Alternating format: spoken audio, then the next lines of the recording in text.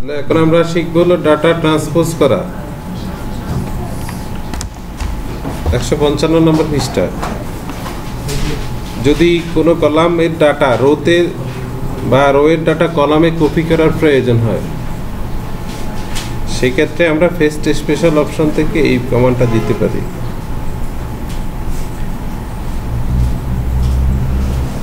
মানে হলো আমরা অনেক সময় তথ্য দেখা যাচ্ছে এই দিকে সেট করি, যেমন এখানে তথ্য দেওয়া আছে কি রোল, তারপরে ঘরে কি আছে নেম, তারপরে আছে ডিপার্টমেন্ট, তারপরে জিপিএ,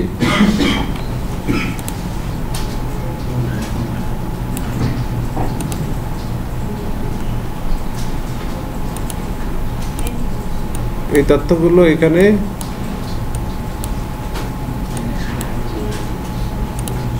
আছে। রোল নাম্বার দিলাম 101, 102,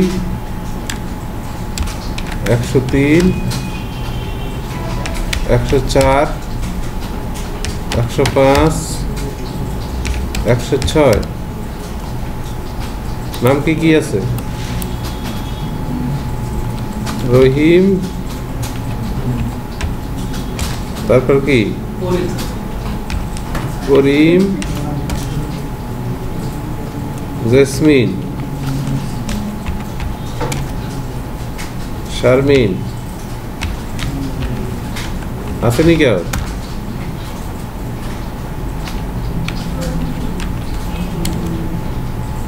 রায়না, রিয়া, তারপর কি আছে? কম্পিউটার, তারপরে ইলেকট্রিক্যাল, তারপর কি আছে?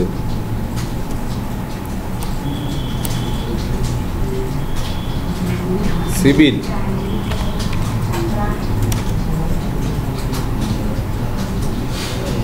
আবার কম্পিউটার,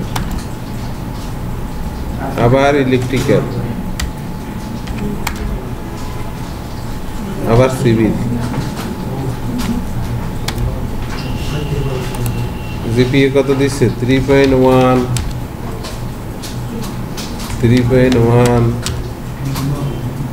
3.7, 2.9, 3.8, 3.8।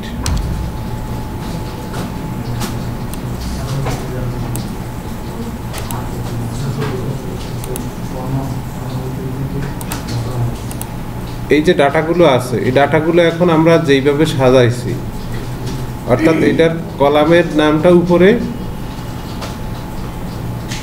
যেমন রোল নাম্বারের ঘরে রোল নাম্বার আছে, নামের ঘরে নাম আছে, ডিপার্টমেন্টের ঘরে ডিপার্টমেন্টের নাম আছে, জিপিএর ঘরে জিপিএ আছে। এটা হলো এক ধরনের ছক।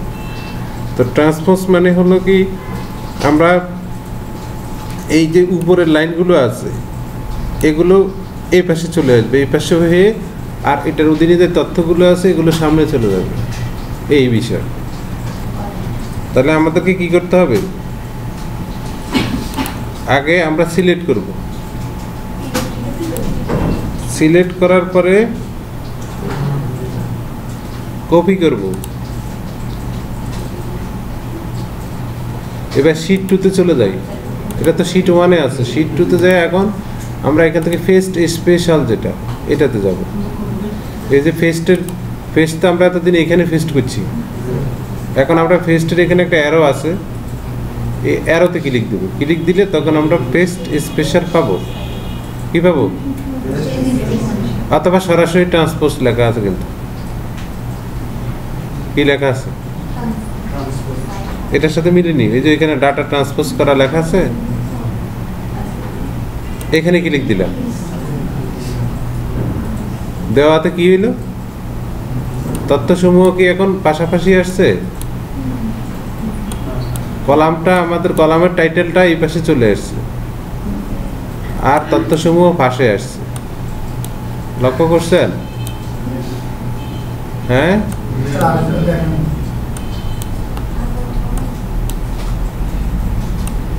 ফেস্ট করলে যে একের মাইনাস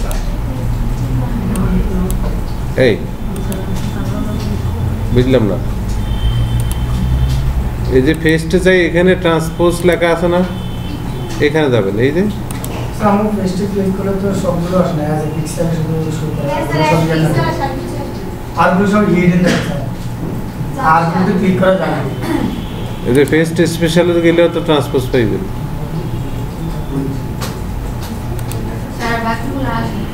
এই যে আপনি এখান থেকে এই এরিয়াটাকে এইভাবে সিলেক্ট করার পর জিগজিগ করে কিনা না স্যার তা কেমন হইলো আমরা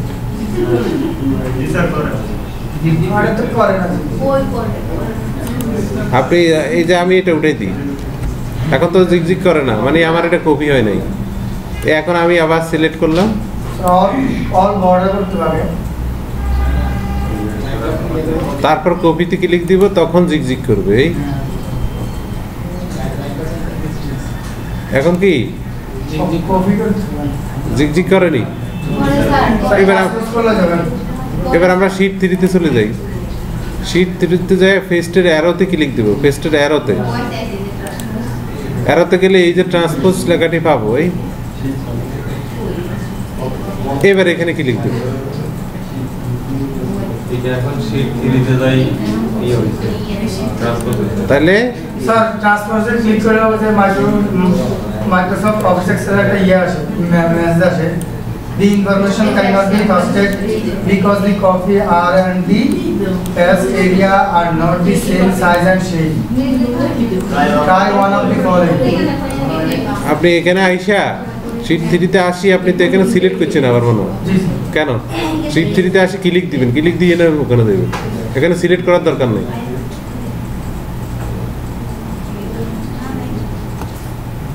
এখানে আসি আমি কি করছি এই যে আরেকটা শীট নিলাম এই যে শীট এটাতে কপি করা আছে এই শীটে গেলে এখানে যে আবার এমনি সিলেক্ট করে নিতাম না কি করি আমি এখানে একটা ক্লিক করে নিই নিয়ে এইখানে যে ট্রান্সপোজ এই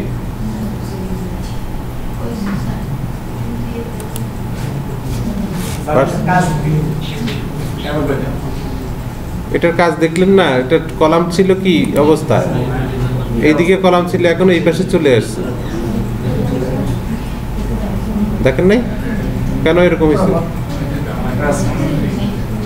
মানে কলামটা ছিল এক ধরনের উপরে ছিল টাইটেলটা উপরে না দিয়ে আবার ফাঁসে দরকার হইতে পারে না এই জন্য আমরা ফাঁসে নিয়ে আসলাম এটাই যদি এরকম হয় যেমন রোল নাম্বার নাম ডিপার্টমেন্ট জিপি এগুলো তো ছিল উপরে এখন এগুলোর ফাঁসে নিয়ে আসছি ডাটা সহ চার্জার অধীনে যে ডাটা আছে সেটা সহ এখানে নিয়ে আসছি এটাই আর কিছু না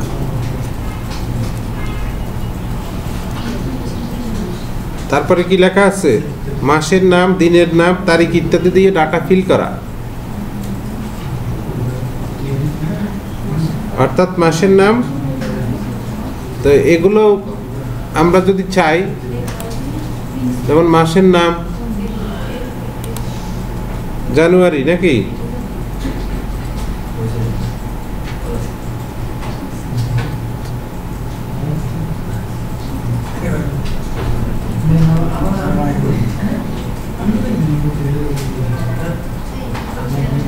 এগুলো হইলো মানে আমার যখন কোনো জিনিস সিরিজ প্রয়োজন হবে যেমন আমরা জানুয়ারি লিখলাম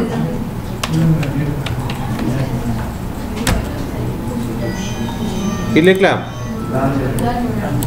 জানুয়ারি লিখলাম এখন আমি যখন এটাকে চেপে ধরে নিচের দিকে যাচ্ছি ফেব্রুয়ারি কিন্তু আসতেছে মার্চ আসতেছে দেখছেন অর্থাৎ মাসের নামটা আর না লিখে একটা লেখার পরে বাকিটা ডিসেম্বর পর্যন্ত কি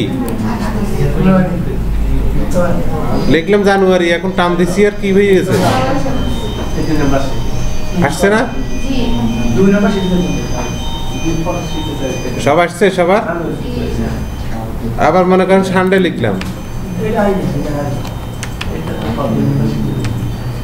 সানডে লেখার পরে এখন সানডেটাকে চেপে ধরে নিই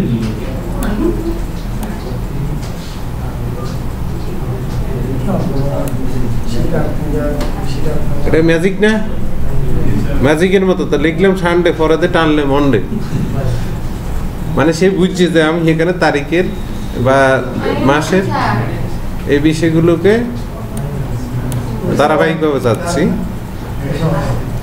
আবার মনে করেন আমরা 1 2 3 অনেকগুলো লেখার দরকার, তো 1 2 লিখি, আমরা কি করব দুটো করে সিলেক্ট করে এবার কোনা ধরে টানতে দিলে 3 4 5 6 এভাবে অটোমেটিক আসতে থাকে। একটা লিখলে হবে না স্যার? হ্যাঁ, শুধু এক লিখলে হবে না? শুধু 1 লিখলে ও হইতে পারে, আবার না হইতে পারে। এই একটা ডাইরেক্ট কপি করে নিচ্ছে, এক হচ্ছে না, মানে 1 2 লেখার পরে সে বুঝছে যে না আমি সিরিয়ালে লিখতে চাই। আবার এরকম তারিখও আমরা যদি এখন 1 1 2018 লিখলাম, 1 1 2018 লিখলাম, এবার এটা টেনতে থাকি। সে কি করছে, এই যে পাঠিয়েছে নি তারিখটা, এই যে এইভাবে নিয়ে গেছে। আমাকে কি করা লাগছে না, আলাদা আলাদা করে তথ্য ইনপুট দেওয়া লাগছে না, যে সিরিজ তথ্য যেগুলো হয় সেটা। তাহলে আমরা 1 2 3 কে কিভাবে ক্রম সিরিয়ালে নিতে পারি, তারিখকে নিতে পারি, দিনকে নিতে পারি, মাসকে নিতে পারি, সালকে নিতে পারবো। 2018 2019 এই দুটোটাকে যদি নিই তাহলে কি হবে, এই যে 20 21 22 23।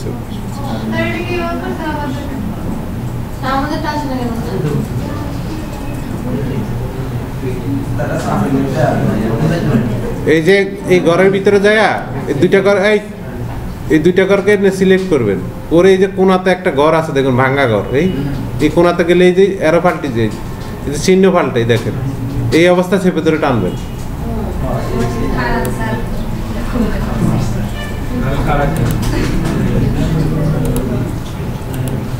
এবার আমরা করব কি শীট প্রোটেক্ট।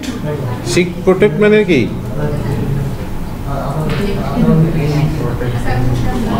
অর্থাৎ আমার এটা পাসওয়ার্ড দেব, মানে লক করে রাখবো, অন্য কেউ যাতে খুঁজতে না হয়, অন্য কেউ যাতে কি আমার এটা খুলতে না পারে, সেজন্য আমরা প্রোটেক্ট করব। সেই জন্য আমাদেরকে কোথায় যেতে হবে, টুলস,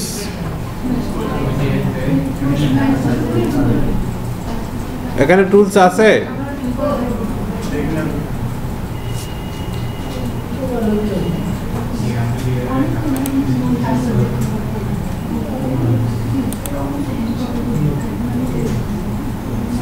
টুলস কই আছে,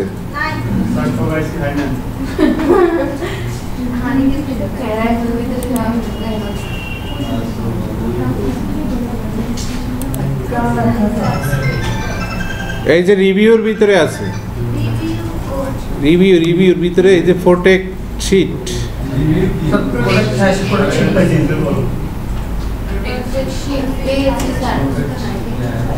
কি লেখা আছে, প্রোটেক্ট ওয়ার্কবুক, প্রোটেক্ট শীট, তালা মারা আছে দেখেন, তো আকাত্তা লো আকাল্লা কি হয়, তালা দেওয়া আছে। আমরা কে কি করতে তালা মারি আমার কি করি, যেমন আমরা প্রোটেক্ট শীটে গেলাম, যাওয়ার সাথে সাথে যে পাসওয়ার্ড টু আনপ্রোটেক্ট শীট, অর্থাৎ এই শীটটাকে তুমি যখন আনপ্রোটেক্ট করবে তখন পাসওয়ার্ড দেওয়া ছাড়া হবে না। তো কি পাসওয়ার্ড দিবে তোমার ব্যাপার নিজের, তা আমরা 1 2 3 দিই নাকি, 1 2 3 দিই বলি ওকে, তো বলছে রি এন্টার পাসওয়ার্ড, আবার 1 2 3 দিলাম, মানে সেম জিনিস এখানেও দিতে হবে দুইবার, ওকে দিলাম, আবার এটা সেভ করে রাখতে হবে, তো নত বদ্ধ করলে আবার চালু করি ওখানে, এটা আজ সেভ করে নিতে হবে। এই ফাইলটাকে কি করা লাগবে, এই ফাইলটাকে আগে আমরা সেভ করি, এবার বন্ধ করে দিই, এবার আবার চালু করি।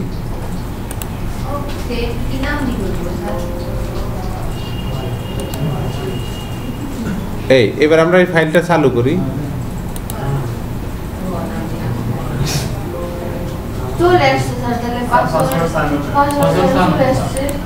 হ্যাঁ এটা কপাল ভালো হয়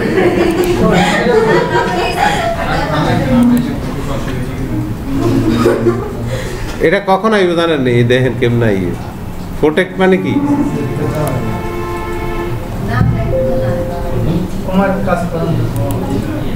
বুঝছেন নি আইছে নি আপনার কেউ তো এটা বুঝতে পারবো না কিছু করতে পারবো না চাইতে পারবো এই যে এখানে আনপ্রোটেক্ট সিট কি লিখ দিতে এবার 1 2 3 দিলে কি হলো এবার কাজ করতে পারে ম্যাজিক না আর ফুল প্রোটেক্ট ওয়ার্কবুক দিলে আর কি পুরোটা লক হ্যাঁ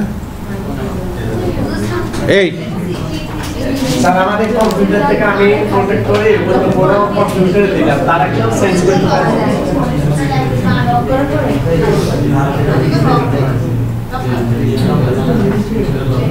স্যার বইয়া নিয়ে নাও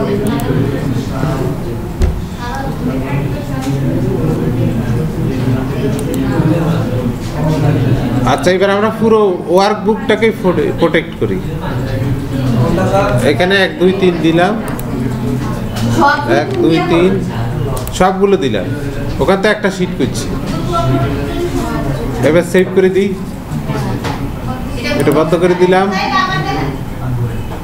এবার আবার এখানে যাই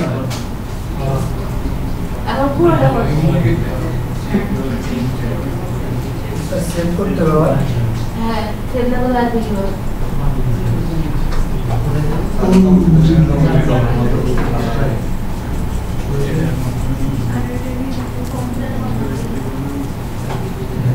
আর প্রোটেক্ট ওয়ার্কশিট যাওয়া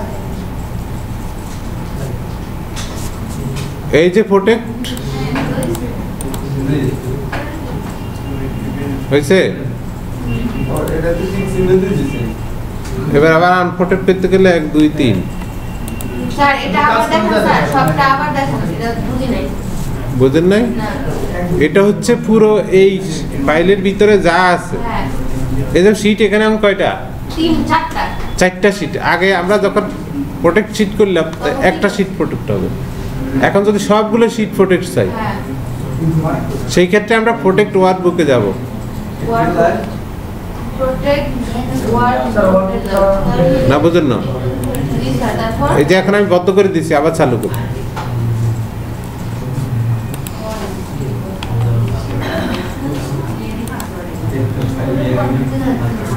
ফাইলটাকে চালু করি আসে না চালু হয়েছে না এখন এখানে যাই কিছু লিখি লেখা হয় তো স্যার কোনটা প্রোটেক্ট করছি শিখতে সব লেখা কাজ এখানে আমরা একটা করছি কাজ হ্যাঁ একটা করলেও কাজ হয়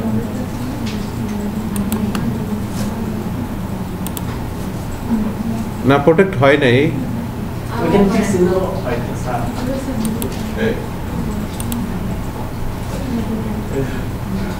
প্রোটেক্ট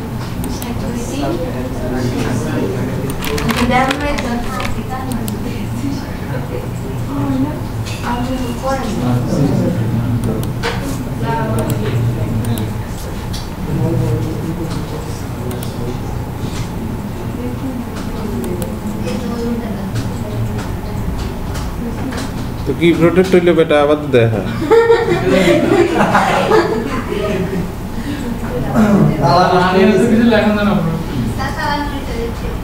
কতটা ঠিক আমাদের লেখা হয়েছে না স্যার প্রোটেক্ট করে আমরা আনপ্রোটেক্ট আমার নষ্ট হয়ে গেছে আমাদের কোনো চাবি